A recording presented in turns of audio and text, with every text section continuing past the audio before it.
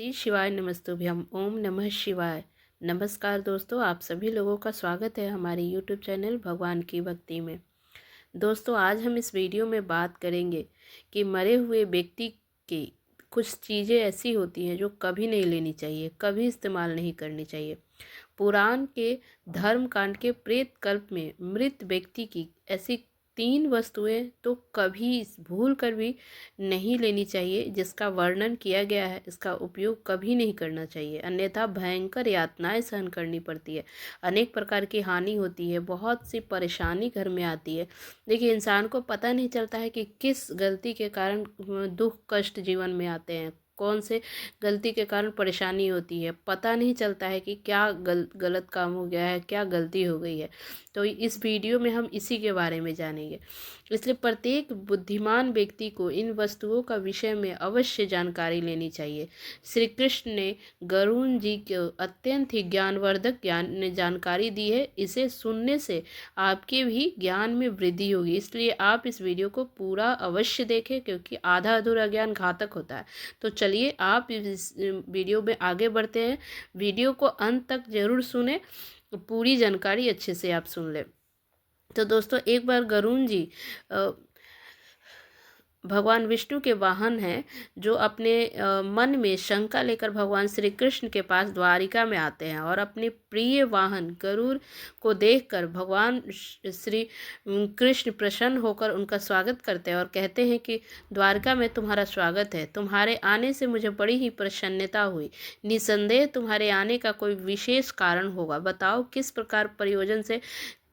प्रयोजन से तुम यहाँ पधारे हो। तो गरुड़ जी भगवान को प्रणाम करते हुए कहते हैं कि हे प्रभु, आप तो सर्वज्ञ है, इस पूरे संसार में कुछ भी आपसे छिपा नहीं है। मैं आपके पास एक शंका लेकर आया हूँ, जिसका समाधान केवल आप ही कर सकते हैं। भगवान श्री कृष्ण हंसते हुए कहते हैं कि पक्षीराज, तुम्हारी जो भी शंका हो, निसंकोच को होकर तुम मुझसे पूछो। हर शंका और हर समस्या का समाधान करना मेरा कर्तव्य है। गरुड़ जी गंभीर स्वर में कहते हैं कि प्रभु, मेरा प्रश्न यह है कि जब कोई जीव मृत्यु को प्राप्त होता है, तब वह अपने साथ साथ क्या क्या चीज़ें लेकर जाता है, और मृत्यु के बाद उस प्राणी से जुड़ी कौन कौन सी वस्तुओं का उपयोग अन्य लोगों को नहीं करनी चाहिए। भगवान श्री कृष्ण ने विचारपूर्ण स्वर में कहा कि गरुड़, तुम्हारा प्रश्न अत्यंत महत्वपूर्ण है। इस संसार में जो जन्म लेता है ना, उसकी मृत्यु निश्चित होती है, और मनुष्य इस संसार में खाली हाथ अवश्य आता है। किंतु कुछ जब उसकी मृत्यु होती है ना, तो वह अपने साथ 5 चीज़ें लेकर आता है। और यह भी सत्य है कि जीवित मनुष्य को मरे हुए व्यक्ति की 3 चीज़ों को कभी उपयोग नहीं करना चाहिए। श्री कृष्ण जी कहते हैं, तुम्हारे इन दोनों प्रश्नों का उत्तर देने से पूर्व मैं एक ब्राह्मण और 5 प्रेतों की कथा सुनाता हूँ, जिससे कि तुम्हारे सभी प्रश्नों का समाधान हो जाएगा। इस कथा को ध्यान से सुनना, क्योंकि इसके माध्यम से मानव जीवन के गढ़ रहस्यों को समझा जा सकता है। इस कथा का श्रवण करने पर मनुष्य के कोटि कोटि पाप नष्ट हो जाते हैं, इसलिए इस कथा का तुम प्रचार करो। और गरुड़ जी ने श्रद्धा से कहा कि प्रभु, मैं ध्यानपूर्वक आपकी कथा सुनने के लिए तैयार हूँ, कृपया मुझे वह पवित्र कथा सुनाएं। फिर भगवान श्री कृष्ण ने गरुड़ जी को वह कथा सुनानी शुरू की कि हे गरुड़ जी, एक समय की बात है कि मध्य देश में शर्मा नाम का एक गरीब ब्राह्मण रहता था। वह अत्यंत गुणवान और शास्त्रों में पारंगत था। उसने वेद और शास्त्रों का बड़े गहराई से अध्ययन किया था, किंतु वह अपने ज्ञान का कभी दुरुपयोग नहीं करता था। उसने कभी अपने ज्ञान का उपयोग धन कमाने के लिए नहीं किया। अत्यंत गरीब होकर भी वह भिक्षा मांगकर ही अपना गुजारा चलाता था। फिर एक दिन वह ब्राह्मण वन में तपस्या करने के लिए जाने का विचार करता है। वह ईश्वर का ध्यान करने के उद्देश्य से वह वन में विचरण करने लगा। ब्राह्मण जिस वन में प्रवेश करता है, उसका नाम विपिन वन था। वह वन अत्यंत भयानक और डरावना था, जिसके बारे में दूर दूर तक लोग चर्चा किया करते थे। उस वन में प्रवेश करने की हिम्मत बहुत कम लोग कर पाते थे कि क्योंकि वहाँ का वातावरण ही भय से भरपूर था। विपिन वन में ऊंचे ऊंचे पेड़ थे जिनकी शाखाएं इतनी घनी थी कि सूर्य की किरणें भी नीचे तक नहीं पहुँच पाती थी।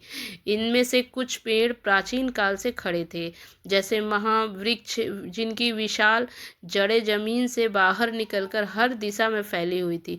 वहाँ पर वट वृक्ष और अश्वत्थम जैसे वृक्षों का भरमार थी जो अपने नीचे किसी को भी दबा सकते थे। इस भयंकर वन में माड़ और शमी जैसे पेड़ भी थे जिनके पास से गुजरते हुए लोगों को रोंगटे खड़े हो जाते थे। इन वृक्षों की शाखाएं जो मुड़ी तुड़ और विकृत थी और उन पर अक्सर अजीब से जीव लटकते रहते थे। वहाँ उगने वाले पौधे भी डरावने थे। विषयकांभा साधारण नहीं थे।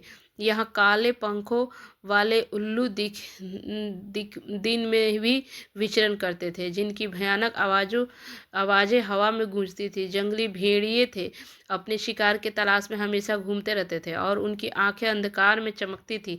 काले धब्बे वाले तेंदुए और हिंसक भालू भी वहाँ पर आम पक्षियों में शकुनी नामक गिद्ध और काली मैना पेड़ों पर बैठ दूर से आए लोगों को आतंकित करते थे। विपिन वन का सारा वातावरण ही अत्यंत रहस्यमय और डरावना था, जहाँ हर कदम पर मृत्यु का भय मंडराता रहता था। और चलते चलते वह एक अत्यंत प्राचीन वृक्ष के पास पहुंच जाता है। वह देखता है कि उस वृक्ष के नीचे 5 पिचास खड़े हुए हैं और वे सभी पिचास उस जंगल से गुजरने वाले मनुष्यों का भक्षण करते थे। कोई भी मनुष्य उस मार्ग से जाता तो उसे पकड़कर खा लिया करते थे। पिचास होने के कारण उनके अंदर धर्म का कोई अंश नहीं था। वे अत्यंत पापी और दुराचारी थे। वे किसी पर भी कभी दया नहीं करते थे। जब वह ब्राह्मण उस वृक्ष के पास आता है तो वे पिचास एक दूसरे से कहने लगते हैं कि वाह देखो भाई, हमारे लिए आज ताज़ा ताज़ा भोजन आ रहा है। सबसे पहले मैं ही इस ब्राह्मण को खाऊंगा। इसका मांस तो कितना स्वादिष्ट होगा। यह ब्राह्मण केवल सात्विक भोजन ग्रहण करता होगा, इसलिए इसके शरीर में किसी भी प्रकार के रोग नहीं होंगे, कोई कीड़े और कृमि भी नहीं होंगे। इसका मांस खाने में बड़ा आनंद आएगा, हा हा हा हा करके हंसता है। और दूसरा पिशाच कहता है कि इस ब्राह्मण का भक्षण तो मैं ही करूँगा। आज कई दिनों के पश्चात शिकार हाथ लगा है। इस प्रकार से वे पिशाच उस ब्राह्मण को खाने के लिए आगे आते हैं। लेकिन जब वह ब्राह्मण उन पिशाच को देखता है तो वह बिल्कुल भी भयभीत नहीं होता है। वह ब्राह्मण भगवान विष्णु का परम भक्त था और वह हर समय श्री हरि का नाम जपता रहता था, इसलिए उसे किसी से भी कोई भय नहीं लगता था। उन पिशाच को देखकर भी ब्राह्मण भयभीत नहीं हुआ और उन पिशाच की ओर देखते हुए उन्हें प्रणाम करने लगता है और कहता है कि हे पिशाच, तुम्हें नमस्कार है। उस ब्राह्मण का ऐसा विचित्र व्यवहार देखकर पिशाच हैरान हो जाते हैं और विष्णु भक्त ब्राह्मण के सानिध्य से उनके अंदर से भी भाव जो खाने का जो भाव था वो नष्ट हो जाता है और वे आश्चर्यचकित होकर उस ब्राह्मण की ओर देखते हैं और उस ब्राह्मण से कहने लगते हैं कि महात्मा, आप कौन हैं और इस वन में अकेले क्यों भटक रहे हैं? हम पिशाच को देखकर भी आपको जरा सा भी भय नहीं लगा? बड़े बड़े शूरवीर योद्धा भी हम पिशाच को देखकर थर थर कांपने लगते हैं और हमें देखकर डर कर भागने लगते हैं, किंतु आपके मन में किसी भी प्रकार का भय दिखाई नहीं पड़ रहा है। आपके सानिध्य में आने पर हमारी भूख भी समाप्त हो चुकी है। हम तो आपको भोजन समझकर प्रसन्न हो रहे थे और आपको खाने वाले थे। फिर वह ब्राह्मण कहता है कि हे पिशाच, मुझे आपसे बिल्कुल भी भय नहीं लग रहा है, क्योंकि मैं जानता हूँ कि भगवान हमेशा मेरे साथ है और उनकी इच्छा के बिना तो पेड़ का पत्ता तक नहीं हिलता। यदि मेरी मृत्यु आप पिशाच के द्वारा ही होनी है तो मुझे यह भी स्वीकार है। प्रभु ने मेरे भाग्य में जो भी लिख दिया है मुझे वह मंजूर है। यदि मुझे खाने से आपकी तृप्ति होती है तो मैं इसे मेरा सौभाग्य समझूंगा। इस संसार के प्रत्येक प्राणी को सुख प्रदान करना, उनकी तृप्ति करना ही प्रत्येक मनुष्य का कर्तव्य है। पिशाच भी ईश्वर द्वारा ही बनाए हुए हैं, इसलिए मैं आपकी निंदा भला कैसे कर सकता हूँ? ब्राह्मण के ऐसे वचन सुनकर वे सभी पिशाच आश्चर्यचकित हो जाते हैं और उस ब्राह्मण से कहने लगते हैं कि हे ब्राह्मण देवता, आपके वचन अत्यंत सुंदर हैं, जिन्हें सुनकर ही हमारी तृप्ति हुई है और हम आपका भक्षण नहीं करेंगे। कृपया आप हमें बताइए कि आप कौन हैं और किस कारण से आप इस वन में भटक रहे हैं। वह ब्राह्मण कहता है कि हे पिशाच, मेरा नाम देव शर्मा है और मैं प्रभु की भक्ति करने के लिए इस वन में उचित स्थान खोज रहा था, किंतु आपको देखकर लगता है कि आप बहुत कष्ट में हैं। मुझे बताइए कि किस कारण से आपको पिशाच बनना पड़ा। यदि मैं आपकी कोई सहायता कर सकता हूँ तो आप अवश्य कहें। मैं आप अपने सामर्थ्य के अनुसार आपकी जो भी हो सके मदद अवश्य करूँगा। ब्राह्मण की बातें सुनकर सभी पिशाच शून्य हो जाते हैं और कहने लगते हैं कि हे द्विजश्रेष्ठ, आपको बार बार प्रणाम है। हम सभी पिशाच हमारे पाप कर्मों के कारण ही बने हैं और हमने हमारे पितरों का अपमान किया है और इसी कारण से हमें यह पिशाच योनि प्राप्त हुआ है। ना जाने कब हमें इस पिशाच के शरीर से छुटकारा मिलेगा। हमने मनुष्य रहते हुए भी बहुत पाप किए थे और पिशाच बनकर तो हमने अनगिनत पाप किए हैं। कितने ही निर्दोष मनुष्यों और प्राणियों को हमने मारकर खाया है। इसलिए हमें ऐसा नहीं लगता कि हमें कभी पिशाच योनि से मुक्ति नहीं मिलेगी। ब्राह्मण कहता है कि हे पिशाच, मैं आपकी व्यथा को समझता हूँ। कृपया आप मुझे बताइए मैं किस प्रकार से आपकी मुक्ति दिला सकता हूँ। मैं मध्य देश में रहने वाला देव शर्मा ब्राह्मण हूँ। मैंने अपने तप और व्रत और उपवास किए हैं। इसलिए आपकी मुक्ति के लिए भी यदि कोई व्रत उपवास हो तो मुझे बताइए, वह मैं अवश्य करने का प्रयास करूँगा। ब्राह्मण की बात सुनकर उन पिशाच को समझ में आ जाता है कि यह ब्राह्मण तो उनकी ही पुत्र है। वे पिशाच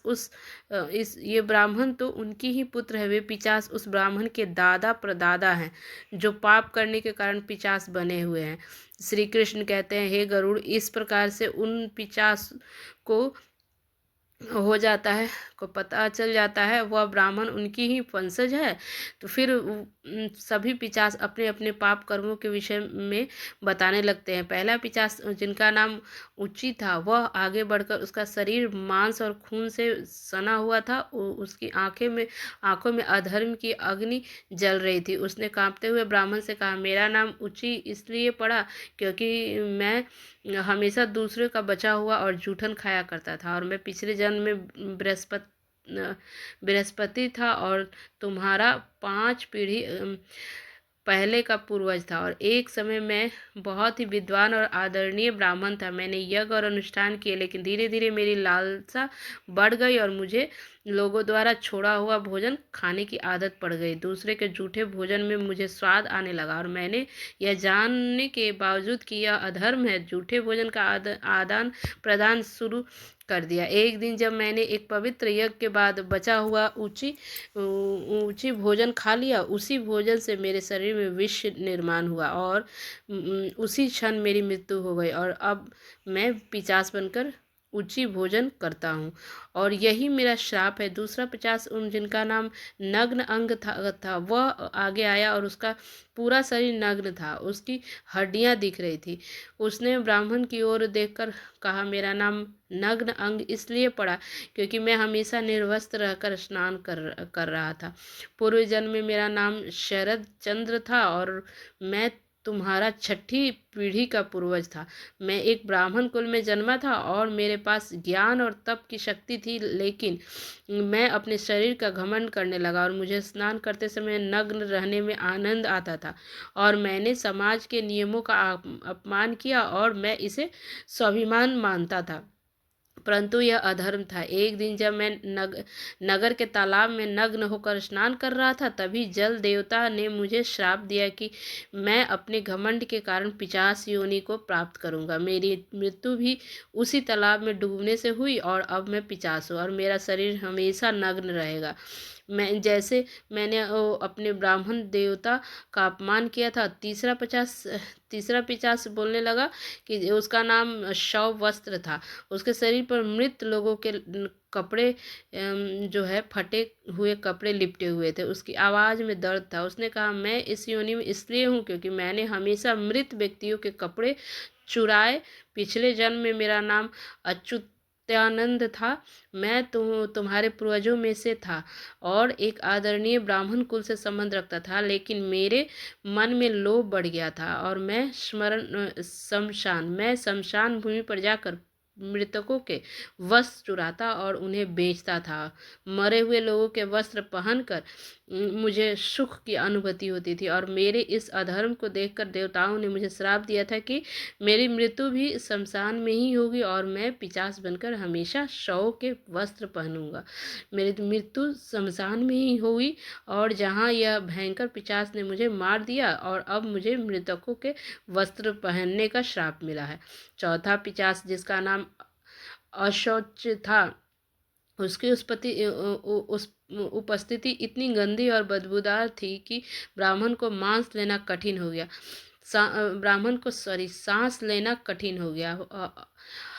अशौच ने कहा कि मेरा नाम अशौच इसलिए पड़ा क्योंकि मैंने हमेशा अपवित्र और गंदी चीज़ों में खुद को लिप्त रखा। मैं पिछले जन्म में धर्मराज था और तुम्हारी पूर्वज था। मेरे जीवन में शुद्धता का कोई स्थान नहीं था। ब्राह्मण होते हुए भी मैंने अपवित्र से जीवन बिताया। मैंने कभी अपने तन और मन को शुद्धता का ध्यान नहीं रखा। गंदे वस्त्र पहने और अपवित्र स्थानों पर रखा मैं स्नान नहीं करता था और यह सब जानकर भी मैंने धर्म के नियमों का पालन नहीं किया। मेरे इस पाप के कारण देवताओं ने मुझे श्राप दिया है कि मैं अशुद्धि में लिप्त रहकर ही इस पिशाच योनि में भटक कर मेरी मृत्यु एक गंदे तालाब में डूबकर हुई। अब मैं इस पिशाच योनि में हूँ जहाँ मैं हमेशा अपवित्र से घिरा रहता हूँ। अंत में पांचवा पिशाच क्रव्यद था। उसका मुख रक्त से लाल पट रहा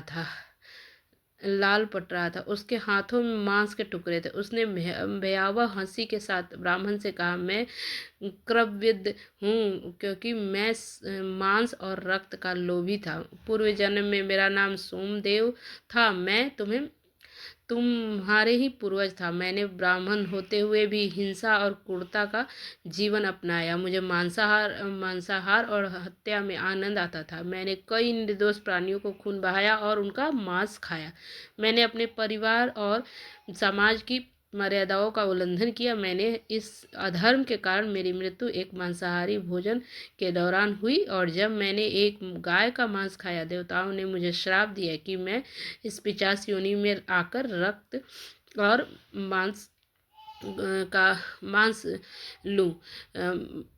मांस का लोभी बनूंगा और अब मैं हमेशा काव्यार बनकर हुआ। इस प्रकार से पिशाच कहते हैं कि वे वत्स हम हमेशा ही ऊंची वस्त्र पहनते थे और गंदे मैले वस्त्र पहनकर ही भोजन, पूजा पाठ आदि कार्य किया करते थे। हमने हमेशा ही उच्च भोजन की ग्रहण किया। इसी कारण से हमारी यह दुर्गति हुई।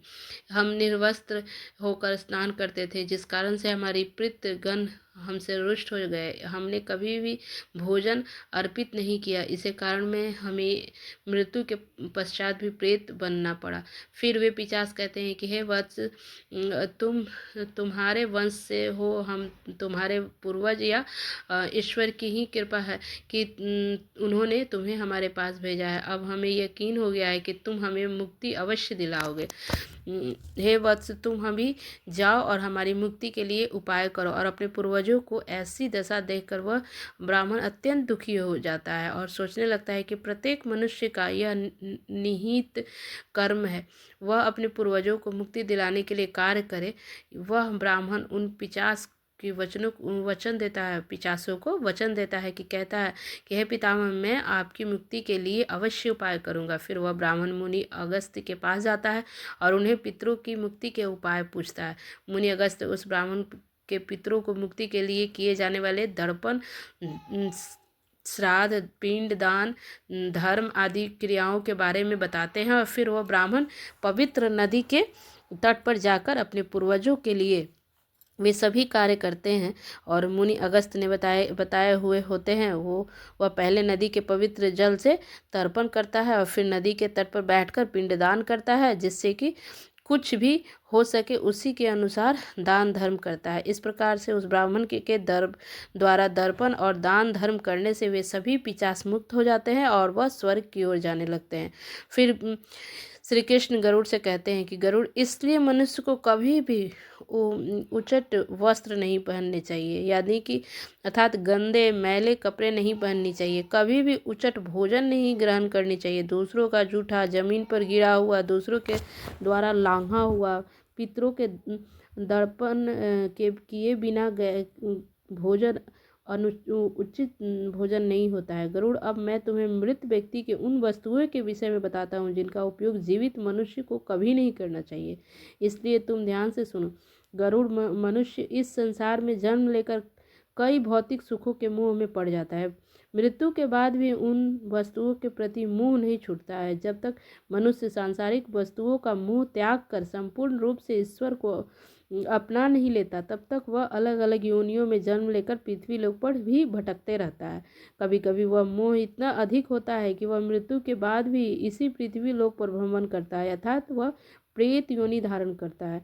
यदि किसी मनुष्य की अकाल मृत्यु हो जाती है तो वह भी प्रेत योनि में चला जाता है और प्रेत बनकर वह अपने ही परिवार के लोगों को दुख देने लगता है। कई बार मनुष्य अपने मृत परिजनों की वस्तुओं को उसकी याद में अपने पास रख लेते हैं और या उनकी वस्तुओं को उपयोग भी करने लग जाते हैं। लेकिन मनुष्य को मृत व्यक्ति की कुछ वस्तुओं का उपयोग कभी नहीं करना चाहिए, क्योंकि इन वस्तुओं के साथ उस मृत व्यक्ति की ऊर्जा जुड़ी हुई होती है। उस मृत व्यक्ति का उन वस्तुओं के प्रति मोह बहुत अधिक होने के कारण वह मृत्यु के बाद भी इन वस्तुओं से जुड़ा रहता है, और यदि कोई उन वस्तुओं का प्रयोग करता है तो वह उस पर कई परेशानियों का सामना करना पड़ता है। वह मृत उसे कई प्रकार के कष्ट भी देने लगते हैं। इसलिए किसी भी मनुष्य को मरे हुए व्यक्ति की कुछ चीज़ों को कभी इस्तेमाल नहीं करना चाहिए। मनुष्य चाहे उन वस्तुओं को संभाल कर अपने घर में रख सकता है अथवा उन चीज़ों को नदी में जाके जल में प्रवाहित कर सकता है, लेकिन भूल से भी उन वस्तुओं को इस्तेमाल नहीं करना चाहिए। उस मृत व्यक्ति की आत्मा की शांति के लिए मनुष्य उस व्यक्ति को प्रिय वस्तुओं का दान कर सकता है। यह बहुत ही शुभ होता है। सबसे पहली वस्तु है मृत व्यक्ति के कपड़े। मृत व्यक्ति के कपड़ों को कभी भी इस्तेमाल नहीं करना चाहिए, उन्हें भूल कर भी पहनना नहीं चाहिए। ऐसा करने से मृत व्यक्ति की आत्मा उस व्यक्ति से जुड़ जाता है। जो इनका इस्तेमाल करता है, मृत व्यक्ति की यादें इस व्यक्ति को सताने लग जाती है जो उनके कपड़ों का इस्तेमाल करता है, जिस कारण वह व्यक्ति मानसिक शारीरिक रूप से कमज़ोर हो जाता है। उस व्यक्ति के अपने मृत प्रियजनों की ऊर्जा का एहसास भी होने लगता है, इसलिए मृत व्यक्ति के कपड़े कभी नहीं पहनने चाहिए। मृत व्यक्ति के कपड़े हमेशा दान कर देना चाहिए, जिससे कि उनकी आत्मा की शांति प्राप्त हो। और दूसरी चीज़ है मृत व्यक्ति के गहने। मृत व्यक्ति के जो गहने होती है ना, वो कभी भी गहने और कपड़े कभी इस्तेमाल नहीं करना चाहिए। मृत व्यक्ति अपने गहनों का लगाव कपड़ों से भी कई गुना ज़्यादा होता है, इसलिए प्रत्येक व्यक्ति को गहने खुद को सुंदर प्रतीत करने के लिए पहनता है, लेकिन जब व्यक्ति की मृत्यु हो जाती है तो उसके गहने को कोई दूसरा व्यक्ति पहन लेता है, तब वह मृत व्यक्ति की आत्मा असहज महसूस करने लगता है। वह आत्मा उस व्यक्ति को परेशान करने लगता है। आत्मा मोक्ष की राह पर ना जाकर इसी मृत्यु के लोक में अपनी ही परिजनों को परेशान करने लगता है, इसलिए मृत व्यक्ति के गहनों का कभी इस्तेमाल नहीं करना चाहिए। व्यक्ति की मृत्यु के बाद उस गहने को कहीं आप उसको मतलब बेच के कुछ दूसरा खरीद सकते हैं, या जीवन भर के पुण्य की कुंजी होती है। इसलिए मृत्यु के बाद व्यक्ति की माला को कभी जीवित मनुष्य को धारण नहीं करना चाहिए। उस माला को पवित्र नदी के जल प्रवाहित कर देना चाहिए। पवित्र नदी उस मृत व्यक्ति की सभी पुण्य को बहाकर स्वर्ग में ले जाती है। तो श्री कृष्ण कहते हैं कि गरुड़, मृत्यु के बाद मनुष्य अपने साथ केवल अपने पाप और पुण्य लेकर जाता है, सभी भौतिक वस्तुओं को यहीं छोड़कर जाता है, इसलिए इसे कभी भी उन वस्तुओं को प्रति अत्यधिक मोह नहीं करना चाहिए। श्री कृष्ण कहते हैं कि गरुड़, मृत्यु के बाद आत्मा के साथ कुछ ऐसी चीज़ें होती है जो अगले जन्म में भी साथ आ जाती है। यह चीज़ें आत्मा के कर्म और इच्छाओं से जुड़ी होती है। अब मैं उन 5 बातों को के बारे में विस्तार से बताऊंगा। भगवान श्री कृष्ण कहते हैं कि कामना वह पहली चीज़ है जो आत्मा के साथ मृत्यु के बाद भी रहती है। मनुष्य की कामनाएं उसे नए शरीर धारण करने के लिए प्रेरित करती है। कामना एक ऐसी शक्ति है जो आत्मा को लगातार नए शरीर के खोज में लगी रहती है। जब एक व्यक्ति की मृत्यु हो जाती है और उसकी इच्छाएं उसके साथ जाती है तो वह इच्छाएं उसके नए जन्म में पुनः कार्य करती है। कामना को एक प्रकार की चंचल ऊर्जा माना जाता है जो आत्मा की सांसारिक जीवन के चक्र में बांधे रहती है। अगर मनुष्य अपने सभी इच्छाओं का त्याग कर देता है तो उसे मोक्ष की प्राप्ति हो सकती है। इसलिए कहा गया है कि मृत्यु के समय अपनी इच्छाओं का त्याग करना अत्यंत ही महत्वपूर्ण है। जो लोग मृत्यु के समय अपनी इच्छाओं के साथ लेकर जाते हैं उन्हें पुनः जन्म लेना पड़ता है, क्योंकि उनकी कामनाएं उन्हें अगले जीवन के लिए प्रेरित करती है। श्री कृष्ण कहते हैं वासना कामना का ही एक उत्पन्न उन्नत रूप है। वासना वह है जो मनुष्य को इंद्रियों के सुख और भोग की ओर आकर्षित करती है। यह एक ऐसी लालसा है जिसका कोई अंत नहीं है। मृत्यु के समय भी अधिकांश लोग वासना से मुक्त नहीं हो पाते हैं। वह वासना सांसारिक वस्त्रों, धन, परिवार, भोगों के प्रति आकर्षण को बढ़ाता है। वासना इतनी शक्तिशाली होती है कि यह मृत्यु के समय भी आत्मा के साथ रहती है। वासना का उदाहरण विष्णु पुराण में राजा भरत की कथा में मिलता है। राजा भरत ने एक हिरण के बच्चे से अत्यधिक प्रेम किया और उनकी वासना इस बच्चे के प्रति इतनी प्रबल थी कि मृत्यु के समय भी वह उसी हिरण के बारे में सोचते रहे और परिणाम स्वरूप उन्हें अगले जन्म में हिरण की ही योनि में प्राप्त हुई। यह दिखता है कि वह वासना आत्मा को बंधनों में बांधे रहती है। मन की शांति और ज्ञान से ही वासना से मुक्ति मिल सकती है। श्री कृष्ण आगे कहते हैं कि कर्म मनुष्य की सबसे महत्वपूर्ण धरोहर है जो उसके साथ मृत्यु के बाद भी जाती है। मनुष्य जीवन में जो भी कार्य करता है, अच्छे या बुरे, वे कर्म उसके अगले जन्म में फल देते हैं। मृत्यु के समय आत्मा द्वारा किए गए सारे कर्मों का लेखा जोखा होता है। अगर किसी व्यक्ति ने अच्छे कर्म किए हैं तो उसे प्रलोक में सुख और शांति मिलती है और अगले जन्म में भी उसे समृद्धि प्राप्त होती है। वही अगर उसने बुरे कर्म किए हैं तो उसे नरक या दुखदायी जीवन की प्राप्ति होती है। और यही कारण है कि हमारे धर्मशास्त्र में कर्म को अत्यधिक महत्व दिया गया है और कर्म की गति इतनी अद्भुत होती है कि यह 7 जन्मों तक आत्मा का पीछा करती है। इसलिए मनुष्य को सदैव पुण्य कर्म करने का प्रयास करना चाहिए। भगवान श्री कृष्ण चौथी चीज के रूप में बताते हैं कि कर्ज का उल्लेख करते हैं। वे कहते हैं कि कर्ज एक ऐसी वस्तु है जो मनुष्य के बाद भी आत्मा का पीछा करती रहती है। यदि कोई व्यक्ति जीवन में किसी से अगर कर्ज लेता है और उसे चुका नहीं पाता और मर जाता है तो वह कर्ज अगले जन्म में भी उसके साथ रहती है।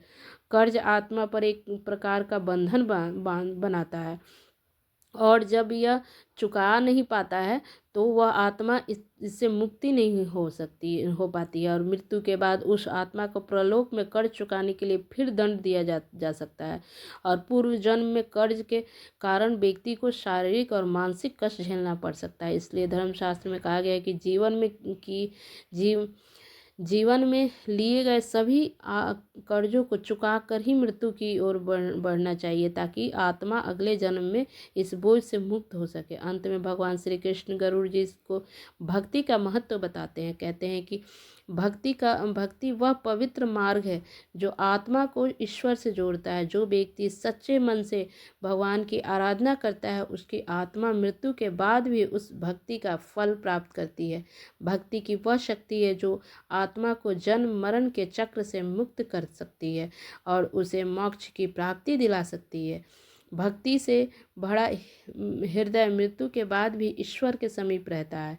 यही कारण है कि भक्ति को जीवन का सबसे पवित्र साधना माना गया है। इस प्रकार भगवान श्री कृष्ण ने गरुड़ जी को बताया कि आत्मा के साथ मृत्यु के बाद भी कामना, वासना, कर्म, कर्ज, पुण्य और भक्ति रहती है और यह चीज़ें आत्मा को जीवन के चक्र में बांधे रहती है और यह मोक्ष की ओर ले जाती है। तो दोस्तों, इस प्रकार से श्री कृष्ण गरुड़ जी को अत्यंत ही महत्वपूर्ण ज्ञान दिया।